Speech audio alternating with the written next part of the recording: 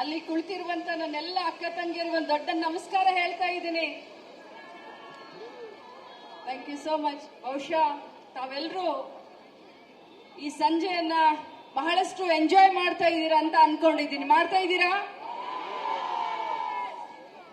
ಶಕ್ತಿ ಸಂಜೆ ವಿಶೇಷವಾದಂತ ಒಂದು ಹೆಸರು. ನನ್ನ ಆತ್ಮೀಯ ಸಹೋದರಿ, ನನಗೆ ಅವಳು ಶಾಸಕಿನೇ. ನಾನು ಯಾವತ್ತಿದ್ರೂ ಹೇಳ್ತಾ ಇರ್ತೀನಿ, ಸೌಮ್ಯ ನೀನ್ ಸೋಲಲ್ಲ ಕಣಮ್ಮ, ನೀನ್ ಹೆಣ್ಣು ಹುಲಿ, ನೀನ್ ನನ್ನ ಶಾಸಕಿ ಅಂತ ಯಾವತ್ತಿದ್ರೂ ಹೇಳ್ತಾ ಇರ್ತೀನಿ. ಇಷ್ಟೊಂದು ಸುಂದರವಾದಂತ ಈ ಕಾರ್ಯಕ್ರಮವನ್ನ ನಿಮಗೋಸ್ಕರ ಏರ್ಪಾಡು ಮಾಡಿ 4-5 ದಿನದಿಂದ ಓಡಾಡ್ತಾ ಇದ್ರು. ನನಗೂ ಹೇಳಿದ್ರು ನೀವು ಬರಲೇಬೇಕು ಅಕ್ಕ ಅಂತ ಹೇಳಿದಾಗ ಬಹಳಷ್ಟು ಪ್ರೀತಿಯಿಂದ ಸಂತೋಷದಿಂದ ತಮ್ಮ ಜೊತೆ ಒಂದು ಸಂಜೆನ ಕಳೆಯೋಣ ಅಂತ ನಾನು ಈ ಕಾರ್ಯಕ್ರಮದಲ್ಲಿ ಭಾಗವಹಿಸಿದ್ದೇನೆ.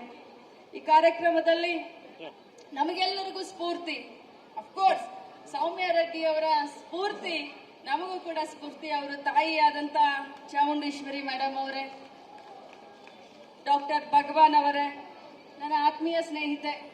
ಕಳೆದ 20 ವರ್ಷದಿಂದ ಪೂಜಾ ಗಾಂಧಿ ಅವರು ಯಾವತ್ತಿದ್ರು ನಾವು ಮಾತಾಡ್ಕೊಂಡು ಇರ್ತೀವಿ. ಅವಳ ಜೊತೆ ಸ್ವಲ್ಪ ಒಂದು ವರ್ಷ ಸ್ವಲ್ಪ ಜಾಸ್ತಿ ಸಿಕ್ಕಕ್ಕಾಗಲಿಲ್ಲ. ಅದಕ್ಕೆ ಬಂದ ತಕ್ಷಣ ದೊಡ್ಡ ಜಗಳ ಆಗ್ತಾ ಇದ್ರು. ಪೂಜಾ ಗಾಂಧಿ ಅವರೇ, ಲಾವಣ್ಯ ಅವರೇ, ಶಾಲೆಟ್ ಪಿಂಟೋ ಅವರೇ, ನಮ್ಮ ಮಹಿಳಾ ಶಕ್ತಿ, ಆತ್ಮ ರಕ್ಷಣೆ, ಆತ್ಮ ಗೌರವಕ್ಕೆ ಇನ್ನೊಂದು ಹೆಸರು ಕರ್ನಾಟಕ ಪೊಲೀಸ್. ಕರ್ನಾಟಕ ಪೊಲೀಸ್ನಲ್ಲಿ ಈ ಭಾಗದ ಡಿಸಿಪಿ ಆದಂತ ಸಹೋದರಿ ಸಾರಾ ಫಾತಿಮಾ ಅವರೇ, ಮತ್ತು ಎಲ್ಲದಕ್ಕಿಂತ ಜಾಸ್ತಿ ಒಬ್ಬ ರಾಜಕಾರಣಿಯಾಗಿ ನಾನು ಇವತ್ತು ಭಾಷಣ ಮಾಡಲ್ಲ, ಒಬ್ಬ ಮಹಿಳೆಯಾಗಿ ನಿಮ್ಮ ಜೊತೆ ನನ್ನ ಮನಸ್ಸಿನ ಮಾತನ್ನು ಹಂಚ್ಕೊಳ್ಳಕ್ ಬಂದಿದ್ದೀನಿ. ಬಹಳಷ್ಟು ನನ್ನ ಮಾಧ್ಯಮದ ಸಹೋದರರಿದ್ದಾರೆ.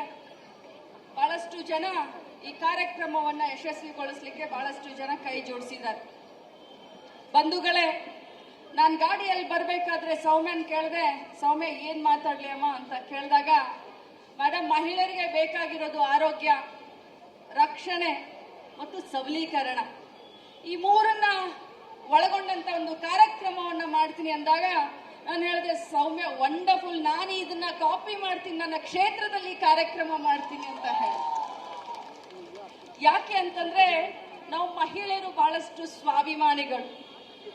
ಮಹಿಳೆಯರು ಹುಟ್ಟಿದಾಗಿಂದ ಸಾಯೋವರೆಗೂ ಕರುಣಾಮಯಿಗಳಂತ ನಮ್ಮನ್ನು ಕರೆದು ಬಿಟ್ಟಿದ್ದಾರೆ, ಕ್ಷಮೆಯ ಧರಿತ್ರಿ ಅಂತ ಕರೆದು ಬಿಟ್ಟಿದ್ದಾರೆ.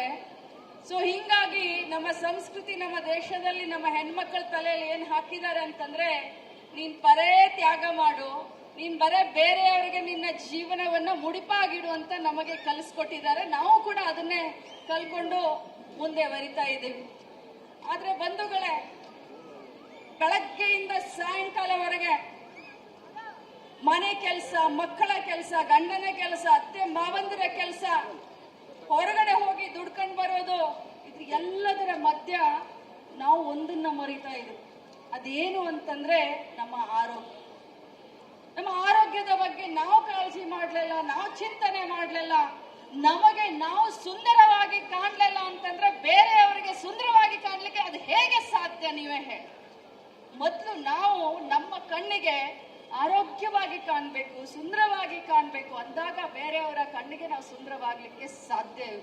ಅದಕ್ಕೋಸ್ಕರ ಈ ಸಂಜೆ ನಾನು ನಿಮ್ಮೆಲ್ಲರಿಗೂ ಹೇಳಲಿಕ್ಕೆ ಬಯಸ್ತೇನೆ, ನೀವೆಲ್ಲರ ಕಾಳಜಿಯನ್ನ ತೆಗೆದುಕೊಳ್ಳಿ, ಎಲ್ಲರನ್ನ ಗೌರವಿಸಿ, ಮಕ್ಕಳ ವಿದ್ಯಾಭ್ಯಾಸದ ಕಡೆ, ಅತ್ತೆ ಮಾವನ ಆರೋಗ್ಯದ ಕಡೆ, ಗಂಡನ ಆಗು ಹೋಗುಗಳ ಕಡೆ ನೀವು ಲಕ್ಷ್ಯವನ್ನ ಕೊಟ್ಟುವುದರ ಜೊತೆಯಲ್ಲಿ ನಿಮ್ಮ ಆರೋಗ್ಯದ ಕಡೆ ಗಮನವನ್ನ ಸ್ವಲ್ಪ ಕೊಡ್ಲಿಕ್ಕೆ ಕಲೀರಿ ಅಂತ ಈ ಸಂಜೆ ಒಬ್ಬ ಗೆಳತಿಯಾಗಿ ತಮ್ಗೆಲ್ಲರಿಗೂ ಹೇಳಲಿಕ್ಕೆ ಬಯಸ್ತೇನೆ.